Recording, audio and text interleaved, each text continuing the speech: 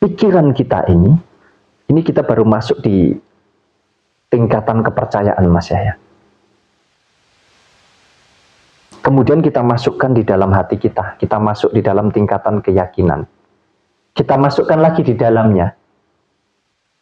Kita serahkan kepada Yang Maha Kuasa, Sang Pencipta, yang berkehendak atas segala unsur kehidupan ini, yang disebut iman. Jadi percaya, yakin, iman. Kalau sudah masuk di sana, tugasnya tinggal yang mana? Apa cukup selesai di iman? Enggak.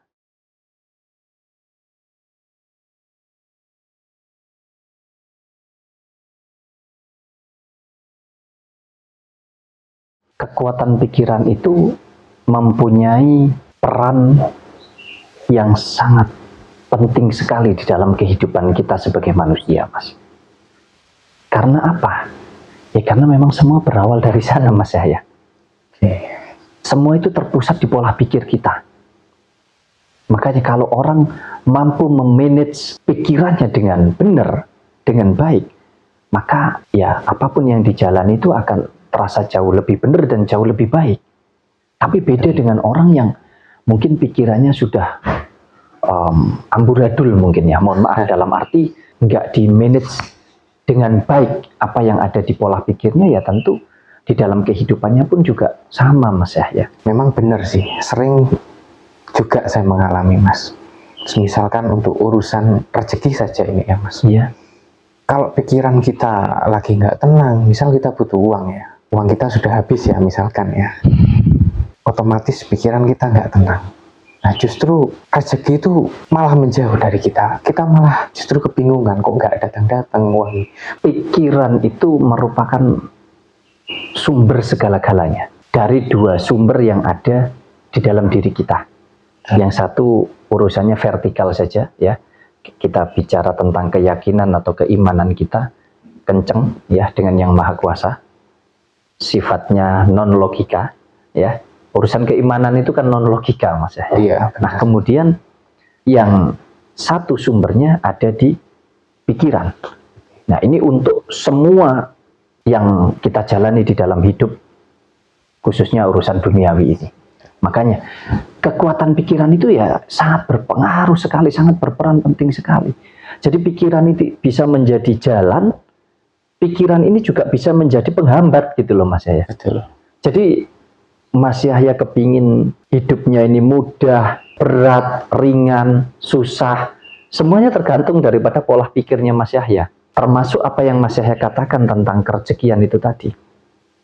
Ketika kita lagi di situasi sulit, uang kita mungkin habis atau tinggal sedikit, kemudian kita bingung.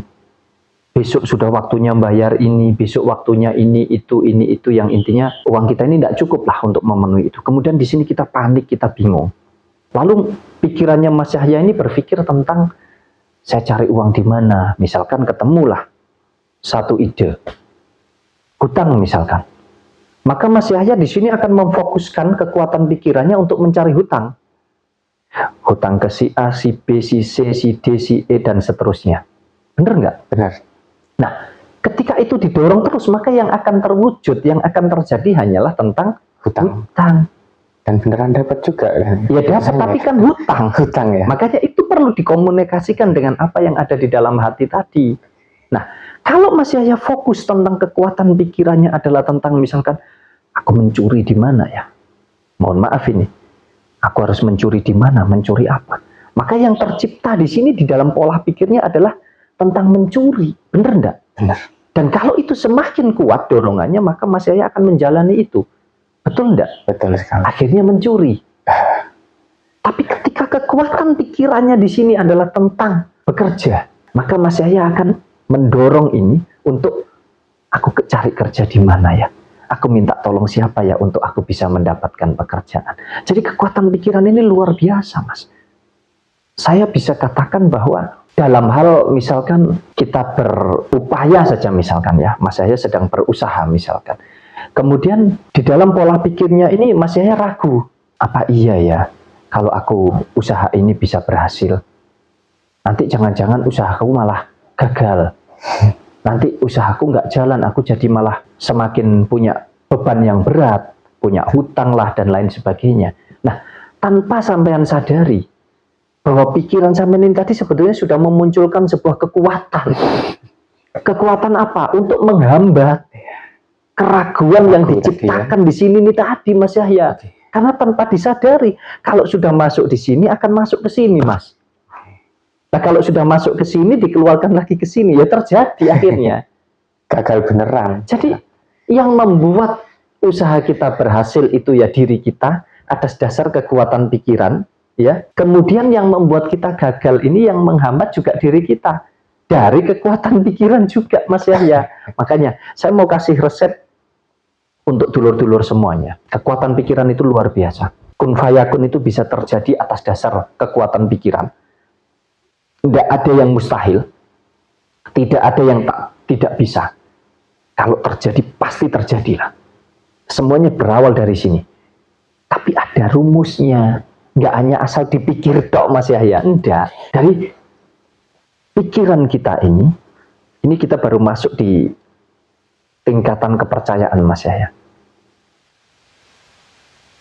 Kemudian kita masukkan di dalam hati kita. Kita masuk di dalam tingkatan keyakinan. Kita masukkan lagi di dalamnya. Kita serahkan kepada Yang Maha Kuasa, Sang Pencipta, yang berkehendak atas segala unsur kehidupan ini, yang disebut iman. Jadi percaya, yakin, iman.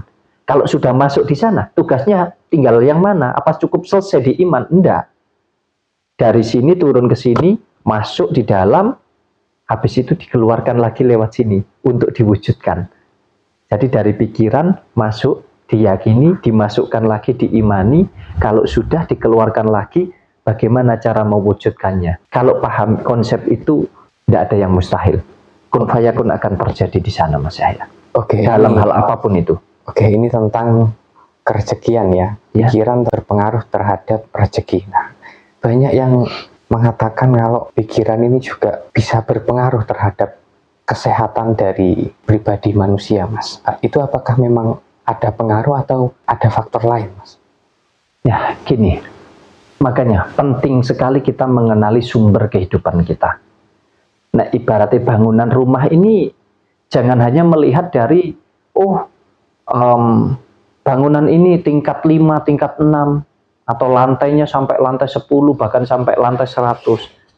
Megah sekali bangunannya. Jangan hanya melihat itu. Tapi lihatlah pondasinya dan struktur bangunannya, betul enggak? Apa itu pondasinya, Mas? Nah, kalau di dalam kehidupan kita, ya pondasinya itu ada di dalam hati kita, Mas Yahya. Struktur bangunannya ada di dalam otak kita, Mas Yahya. Jadi kekuatannya ada di sini, tergantung daripada pondasi. Mau sekuat apapun pikiran kita, nah kalau pondasinya rapuh ya enggak mampu, enggak bisa, apalagi enggak ada pondasinya, bener enggak?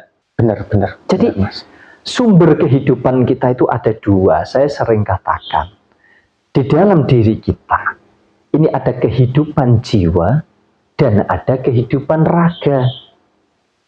Yang mana kehidupan jiwa ini kebutuhannya tidak sama dengan kehidupan raga. Kehidupan jiwa ini tidak butuh makan, tidak butuh minum.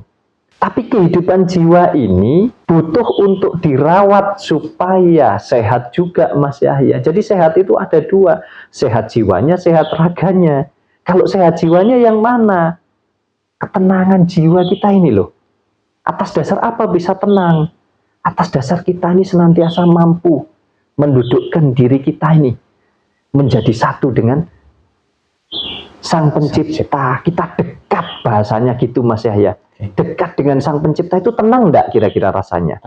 Tenang kita, karena kita nggak ada keraguan, nggak ada ketakutan dalam hal apapun. Kita selalu berserah kepada Tuhan kita.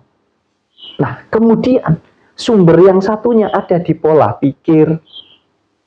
Kita cuma disuruh menjalankan pikiran kita dengan baik, dengan benar, atas dasar pertimbangan yang ada di sini.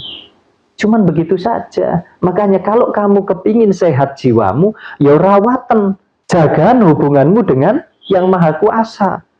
Tapi kalau kamu kepingin sehat ragamu, ya gunakan otakmu untuk merawat tubuh ragamu ini atau tubuh jasmanimu ini. Waktunya makan dikasih makan, waktunya minum kasih minum, Waktunya istirahat, ya diistirahatkan. Waktunya bergerak atau beraktivitas, ya harus dipakai bergerak. Karena kalau itu saja sudah nggak seimbang, nggak ketemu Mas Yahya. Makanya tadi ketika Mas Yahya menanyakan, apa benar Mas, bahwa pikiran itu mempengaruhi ke kesehatan kita? Ya sangat toh, jelas toh. Semua berawal dari sana memang. Biarpun sumbernya ada dua. Pintunya ada di sini Mas, jangan lupa. Coba kalau Mas Yahya lagi banyak pikiran, lagi sumpek, lagi males, pokoknya banyak pikiran lah, ruwet lah otaknya ini. Makan saja, kita bicara makan. Bisa makan, bisa lahap, enak. Jangankan enak, kadang lupa-lupa makan. Sampai lupa makan. Itu dia. Nah, kalau sudah lupa makan, atau bahkan makan tidak enak dan itu terjadi terus berulang-berulang, jadi sehat nggak tubuhnya?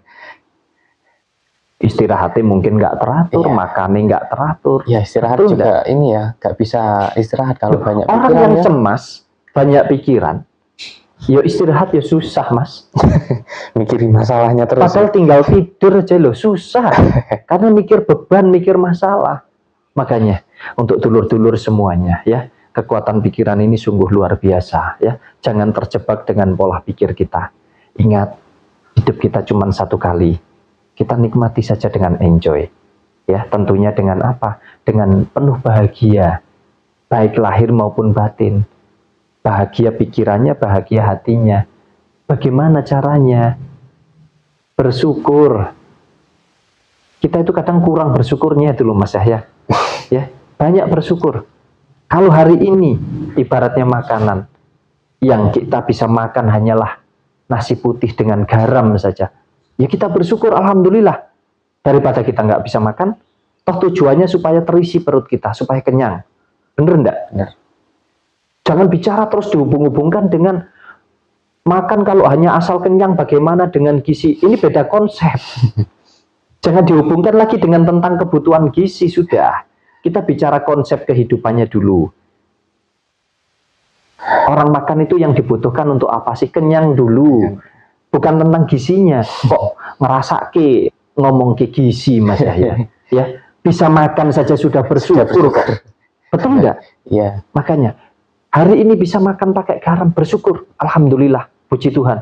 Kalaupun hari ini bisa makan pakai daging, kita juga bersyukur. Tapi jangan lupa bahwa esok kita juga masih butuh makan. Untuk itu penting kita mengerti, ya, menyadari diri kita, menyesuaikan kemampuan dan kebutuhan kita. Semuanya terpusat ada di pola pikir.